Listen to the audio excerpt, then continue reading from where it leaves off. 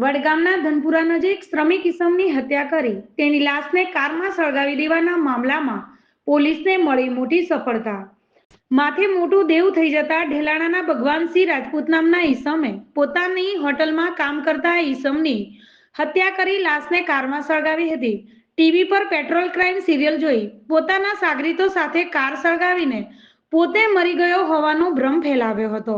LCB પોલીસે location tracing અને બાતમીને આધારે આરોપીની ધરપકડ કરી કરોડ રૂપિયા ઉપરાંતનો વીમો ક્લેમ પાસ કરાવવા વિરમપુરના ઈસમની હત્યા કરનાર આરોપી આવ્યો કાયદાના સકંજામાં. તારીખ 27/12/2024ના રોજ વડગામ પોલીસ સ્ટેશનના વિસ્તારમાં એક એસ્ટીમ કાર કે જે સળગેલી હાલતમાં મળે છે અને તેની અંદરથી એક વ્યક્તિ પણ જે પૂરેપૂરી સળગેલી હાલતમાં મળે છે. ત્યારબાદ પોલીસ તેની અંદર આગળ ફરિયાદ દાખલ કરી અને પોલીસ જે છે છાનબીન કરે છે. તે વખતે એવું જણાઈ આવતું હતું કે જે કારના માલિક છે એટલે કે દલપતસિંહ કરશનસિંહ પરમાર તેઓ અંદર સળગી ગયા છે એક્સિડન્ટ થવાથી અને તેમનું મૃત્યુ થયું છે. પરંતુ જેવી રીતના આની પહેલાં પણ આપણે પ્રેસ કરીને જણાવવામાં આવ્યું છે કે એક આખો પ્લાન હતો કે જેમાં એ વ્યક્તિ જેની ઉપર દેવું થઈ ગયું છે 1 કરોડથી વધારેનું અને તેની પોલિસી પાકી જાય તેના માટે થઈ અને તેણે કોઈની ડેડ બોડી હતી એને સળગાવી દેવાનો પ્રયત્ન કરેલો હતો.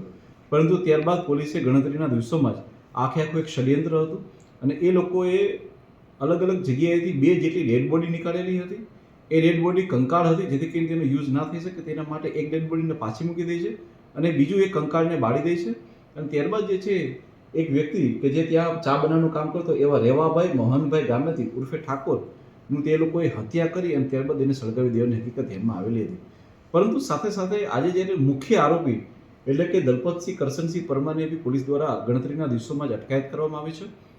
અને કે અટકાયત વખતે જે સૌથી વધુ મુદ્દો જે ઉભરીને બહાર આવે છે તે છે કે એ લાશનું આઈડેન્ટિફિકેશન ન થાય તેના માટે મુખ્ય આરોપી અને તેના સાથીદારો દ્વારા એ વ્યક્તિને જે હોટલ કેદાર છે તેની પાછળ એક 4x4ની ઓરડીમાં લઈ જવામાં આવે છે અને ત્યાં તેના ચહેરાને જ સૌથી પહેલાં બાળી દેવામાં આવે છે ગેસ સ્ટવ ઉપર, જેથી કરીને તેનો ચહેરો જે છે એ દેખાય નહીં અને તેનો પોલિસીનો વીમો જે છે એ મળી શકે.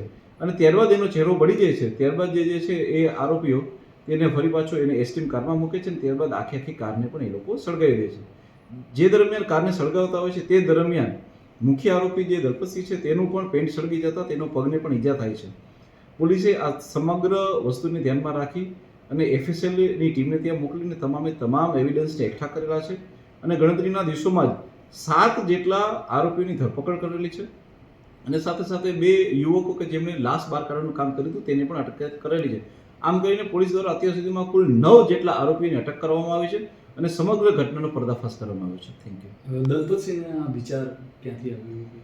હું આપણે જણાવું કે પોલીસના ઇન્ટ્રોગેશનમાં જે દલપતસિંહ કરીને જે મુખ્ય આરોપી છે તે જણાવે છે કે તેણે સમગ્ર ઘટનાક્રમ કેવી રીતના કરવો જેથી કરીને તેનું દેવું પણ ચૂકતે થઈ જાય અને પોલીસની નજરમાંથી બચી શકે તેના માટે થઈ અને તેણે જે ટીવીમાં સિરિયલો આવે છે કે જેમાં ક્રાઇમ કેવી રીતના કરેલો હતો અને ત્યારબાદ તે કેવી રીતના પકડાણા આ સમગ્ર વિગતો તેને ટીવીના માધ્યમથી આવતી સિરિયલોમાંથી એ શીખેલો હતો તેવું પણ ફલિત થાય છે. મુખ્ય આરોપી ક્યાંથી પકડાય છે? મુખ્ય આરોપીને આજે પોલીસે હ્યુમન સોર્સ અને ટેકનિકલ સોર્સ દ્વારા આજે પાલનપુરની પાસેની એક ચેકપોસ્ટ દ્વારા ત્યાંથી પકડેલો છે. સર, તપાસમાં એવું ખુલ્યું છે કે આરોપી ક્યાં ક્યાં ગયો હતો, ફરાર થયો? જી બિલકુલ, એ ખુલેલું છે અને આરોપી જે છે એ રાજ્ય બહાર બી ગયો હતો તેમની તપાસમાં ખુલેલું છે અને આજે એમની રિમાન્ડ લઈને હજુ વધારે તપાસ એમાં આગળ વધારવામાં આવશે. સર, અને જે પોલિસી છે ક્લેમ મંજૂર કરાવવાનો હતો એની પણ તપાસ કરવાની છે, તો કયા એના એજન્ટો હતા અને એ પ્રકારની તપાસ થશે? જી બિલકુલ, એણે એલઆઈસીની પોલિસી લીધેલી છે તે બાબતની તપાસ ચાલુ છે. આ સિવાયની એક્સિડેન્ટલ પોલિસી હતી તેની પણ તપાસ ચાલુ છે અને એનું કેવી રીતના દેવું થયું હતું એ બાબતની બી પોલીસ ઊંડાણપૂર્વક તપાસ કરી રહી છે. ઓકે.